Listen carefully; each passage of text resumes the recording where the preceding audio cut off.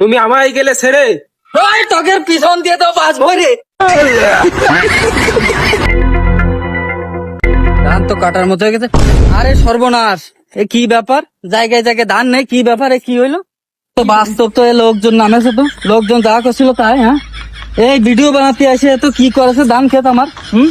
এক মন ধান একদম নষ্ট করে ছেড়ে দিয়েছে। হ্যাঁ, কারা ভিডিও বানাতে আসে আজকে? এই এলাকার লোকজন। হ্যাঁ, ছেলে পেলে পোলাপান না দিয়ে যাবার নামে আজকে। এই কোন লোকজন, কোন ছেলে পেলে আসে আজকে না দিয়ে যাচ্ছি রে? আসলে পিছন দিয়ে ঢুকবো আজকে বাপ। হ্যাঁ, এই থাকলাম এ জায়গায় বসে। বলছি টিকটকে তো ধানকে ট্রেন্ডিং এ চলতেছে। এখন এই ট্রেন্ডিং বিষয় তো ফলো করা লাগবে, যেহেতু মনে কর আমাকে ভিউটু হয় না, ট্রেন্ডিং ফলো করতে হবে, বুঝিস নি? দে তোর ফোনটা দে আর আগুন ধরাটা বয়স দে। ধর যাচ্ছি, ভালো করে ক্যামেরা করবি, ঠিক আছে? ভিডিও কিন্তু ভাইরাল করা লাগবে।